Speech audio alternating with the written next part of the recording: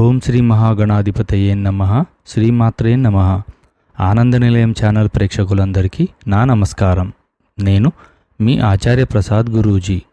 ఈరోజు మనం ఈ వీడియోలో శివరాత్రి యొక్క మహిమ గురించి మనం ఈ వీడియోలో తెలుసుకుందాం. ముందుగా ఈ వీడియో చూసే ముందు ఒక లైక్ కొట్టి మా ఛానల్ను సబ్స్క్రైబ్ చేసుకోండి. అలాగే జై శ్రీరామ్ అని కామెంట్ చేయండి. ఈరోజు మహా అద్భుతమైన శివరాత్రి పండుగ. అయితే ఈరోజు సాయంత్రం 5 గంటల నుండి చతుర్దశి ప్రారంభమై రేపు సాయంత్రం 5:30 వరకు చతుర్దశి ఉంటుంది. కాబట్టి ఈ సమయంలో చేసే పూజలకు మాత్రమే విశేషమైన పుణ్య ఫలితం లభిస్తుంది. ఈ శివరాత్రి రోజున పొరపాటున కూడా చేయకూడని తప్పులు, ఉపవాసం ఉండేవారు ఆచరించాల్సిన నియమాలు, అలాగే ఈరోజు తప్పనిసరిగా వినాల్సిన మహిమగల శివరాత్రి కథ గురించి ఇప్పుడు మనం ఈ వీడియోలో తెలుసుకుందాం. చతుర్దశి తిథి ప్రకారం ఈరోజు సాయంత్రం సమయంలో చేసే పూజలకే పుణ్య ఫలితం దక్కుతుంది. అయితే ఉదయాన్నే శివుడిని పూజించకూడదా అంటే, ఈరోజు ఉదయాన్నే ఇల్లంతా శుభ్రం చేసుకొని పూజ గదిలో ఒక చిన్న దీపం వెలిగించుకుంటే సరిపోతుంది. కానీ ఈరోజు సాయంత్రం సమయంలో మాత్రం శివుడిని విశేషంగా పూజించి అభిషేకం చేసి ఉసిరి దీపం కానీ నారికేళ దీపం కానీ వెలిగించండి. అలాగే ఈరోజు అర్ధరాత్రి సమయంలో అంటే శివలింగం ఉద్భవించిన సమయంలో ఖచ్చితంగా శివుడిని పూజించాలి. ఈరోజు రాత్రి 12 గంటల నుండి 12:50 సమయాన్ని లింగోద్భవ కాలం అని అంటారు. ఈ సమయంలో శివశక్తి ఎక్కువగా ఉంటుంది. కాబట్టి ఈ 50 నిమిషాల సమయాన్ని అస్సలు వదులుకోకండి. ఈరోజు రాత్రి జాగరణ చేయలేని వారు ఈ 50 నిమిషాలు భక్తితో శివనామ స్మరణ చేసినా సరే 1000 సార్లు శివుడిని పూజించినంత పుణ్యఫలితం దక్కుతుంది. ఈ సమయంలో చేసే పూజలన్నీ నేరుగా శివుని పాదాల చెంతకు చేరుతాయట. అయితే ఈరోజు ప్రతి ఒక్కరూ ఒక చిన్న మట్టి శివలింగాన్ని తయారు చేసి మీ పూజ గదిలో ప్రతిష్ఠించి పూజ చేసుకోండి. లేదా గోధుమ పిండితో అయినా శివలింగాన్ని తయారు చేసి పూజ చేసుకోవచ్చు. బిల్వ దళాలతో శివుడిని పూజిస్తే 1,000,000 యజ్ఞాలు చేసినంత పుణ్యఫలితం లభిస్తుందని, 3 జన్మల పాపాలన్నీ నశించి శివానుగ్రహం లభిస్తుందని ఒక నమ్మకం. శివ పూజలో పొరపాటును కూడా మొగలి పూలు వాడకూడదు. అలాగే శివలింగం పైన తులసి దళాలు పెట్టకూడదు. శివునికి అభిషేకం చేసేటప్పుడు శంఖంతో నీళ్లు పోయకూడదు. ఇక ఈరోజు ఎట్టి పరిస్థితుల్లోనూ పగటిపూట నిద్రపోకూడదు. ఈరోజు ఉపవాసం ఉండేవారు మంచం పైన కూర్చోకూడదు. ఈరోజు తుమ్మి పూలతో శివుడిని పూజిస్తే మోక్షప్రాప్తి కలుగుతుంది. ముఖ్యంగా తెల్ల జిల్లేడు పూలతో శివుడిని పూజిస్తే అపమృత్యు దోషాలన్నీ తొలగిపోయి మీ ఆయుష్ పెరుగుతుంది. ఇక మీ ఇంటికి ఆస్తిపాస్తులు కలిసి రావాలంటే మల్లెపూలతో శివుడిని పూజించండి.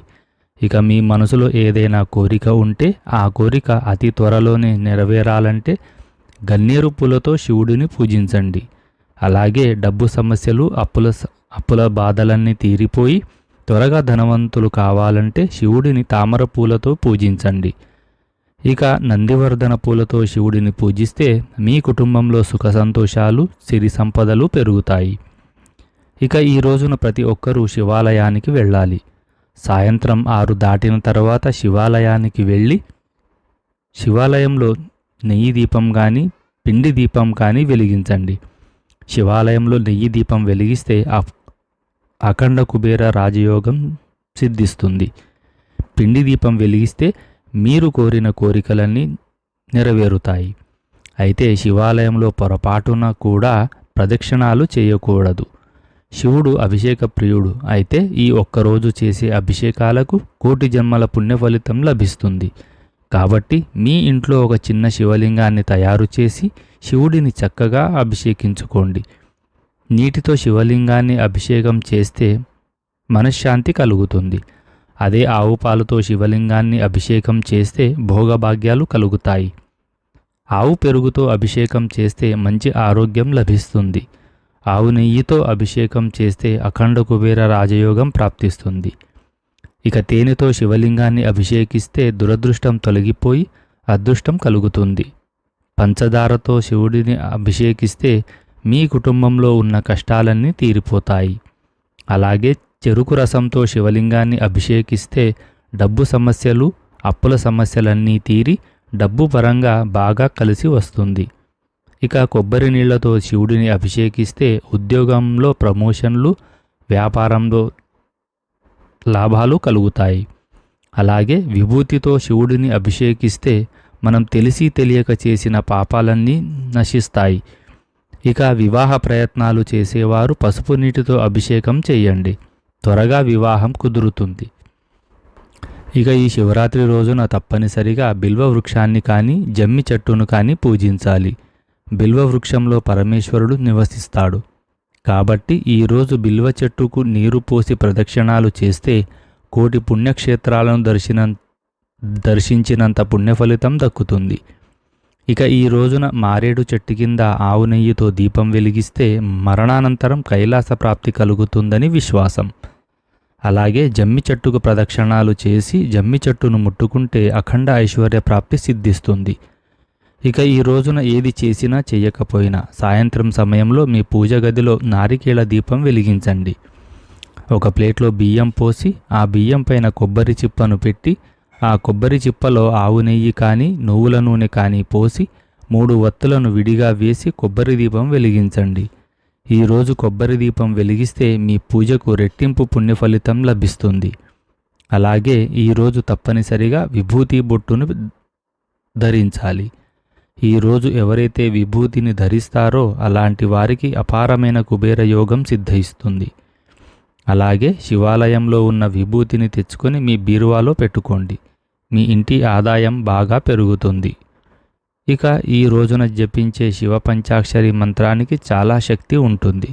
కాబట్టి ఈరోజు ప్రతి ఒక్కరూ మీ పూజాగది ముందు కూర్చొని ఓం నమ శివాయ అనే మంత్రాన్ని 108 సార్లు జపించండి. మిమ్మల్ని ఆ పరమశివుడు వెంటనే అనుగ్రహిస్తాడు. అలాగే నంది కొమ్ముల మధ్య నుండి శివుడిని దర్శిస్తే కైలాస ప్రాప్తి కలుగుతుందని నమ్మకం. అలాగే నంది చెవులో మీ కోరిక చెప్తే ఖచ్చితంగా మీ కోరికలన్నీ నెరవేరుతాయి. ఇక ఈ రోజున శివునికి ఏ నైవేద్యం సమర్పించాలో తెలుసుకుందాం. ముఖ్యంగా సంతానం కోసం ఎదురుచూసే దంపతులు శివునికి నైవేద్యంగా తెల్లటి అన్నాన్ని నివేదించండి. మీకు ఖచ్చితంగా సంతాన ప్రాప్తి కలుగుతుంది. ఇక అనారోగ్య సమస్యలతో బాధపడేవారు శివునికి నైవేద్యంగా దద్దోజనం నివేదించండి. మీకున్న అనారోగ్య సమస్యలన్నీ తొలగిపోయి మీ ఆయుష్ పెరుగుతుంది. అలాగే శివునికి పాయసం నివేదిస్తే భార్యాభర్తల మధ్య గొడవలు తగ్గి మీ కుటుంబంలో సుఖ సంతోషాలు పెరుగుతాయి. అలాగే 2 అరటిపండ్లు నివేదించినా సరే అష్టైశ్వర్యాలు కలిసి వస్తాయి. ఇక ఈ రోజును కోపం తెచ్చుకోవడం, అబద్ధాలు ఆడడం, జుట్టు కత్తిరించడం, గోళ్లు కత్తిరించడం అస్సలు చేయకండి. ఇక ఆడవారు జుట్టు విరబోసుకొని శివుడిని పూజించకూడదు. ఇక ఈ రోజున ప్రతి ఒక్కరూ తెలుపు రంగు వస్త్రాలను ధరించాలి. కానీ పొరపాటున కూడా నలుపు రంగు వస్త్రాలు ధరించకూడదు. ఈ శివరాత్రి రోజున ఏది చేసినా చేయకపోయినా ప్రతి ఒక్కరూ ఉపవాసం ఉండాలి. ఈరోజు ఉపవాసం ఉంటే శివానుగ్రహం సులభంగా కలుగుతుంది. ఈరోజు కటిక ఉపవాసం ఉంటే మంచిది. అయితే రోజంతా ఉపవాసం ఉండలేని వారు పాలు పండ్లు స్వీకరిస్తూ ఉపవాసం ఉండొచ్చు.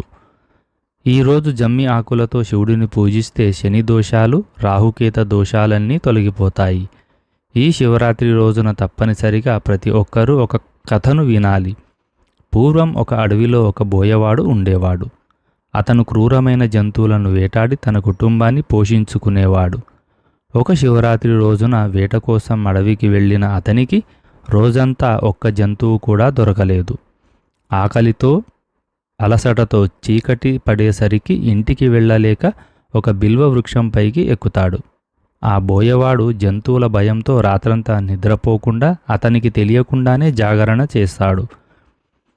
చెట్టు కొమ్మలు అడ్డుగా ఉన్నాయని బిల్వ ఆకులు కోసి ఒక్కొక్కటి కిందికి పడేయసాగాడు. ఆ చెట్టు కింద ఒక శివలింగం ఉంది. అతను కోసివేసిన ప్రతి మారేడు దళాలు శివలింగం పైకి పడ్డాయి. తనకు తెలియకుండానే బిల్వార్చన చేశాడు. అలాగే రోజంతా వేట దొరకకపోవడంతో అతను ఏమీ తినలేదు. అతనికి తెలియకుండానే రోజంతా ఉపవాసం చేశాడు. కొంతకాలం తర్వాత ఆ బోయవాడు మరణించాక అతని ప్రాణాలు తీసుకువెళ్ళడానికి యమదూతలు వచ్చారు. కానీ అదే సమయంలో శివదూతలు కూడా అక్కడికి చేరుకున్నారు. ఇతను పాపాత్ముడు కదా, ఇతనికి కైలాస ప్రాప్తి ఎలా కలుగుతుందని యమదూతలు అడుగుతారు. ఈ బోయవాడు శివరాత్రి పర్వదినాన నిద్రపోకుండా జాగరణ చేశాడు. ఏమీ తినకుండా ఉపవాసం ఉన్నాడు. పవిత్రమైన మారేడు దళాలతో శివలింగానికి పూజ చేశాడు. భక్తితో చేసినా తెలియక చేసినా శివరాత్రి పుణ్యకాలంలో చేసిన ఆ పని అతన్ని పాప విముక్తుణ్ణి చేసేసింది. అందుకే అతనికి కైలాస ప్రాప్తి కలిగింది అని శివదూతలు చెప్పారు. ఇంతటి మహత్తరమైన శివరాత్రి కథను ఈ శివరాత్రి రోజున విన్నందుకు మన అందరికీ 1,000,000 రెట్ల పుణ్యఫలితం ఖచ్చితంగా కలుగుతుంది. ఇలా భక్తి శ్రద్ధలతో పూజ, అభిషేకం, జాగరణ చేసేవారిని ఆ పరమశివుడు ఎల్లప్పుడూ కాపాడుతూ ఉంటాడు. ఈ వీడియో గనక మీకు నచ్చినట్లయితే ఒక లైక్ కొట్టి మా ఛానల్ను సబ్స్క్రైబ్ చేసుకోండి. జై శ్రీరామ్. ఓం నమః శివాయ.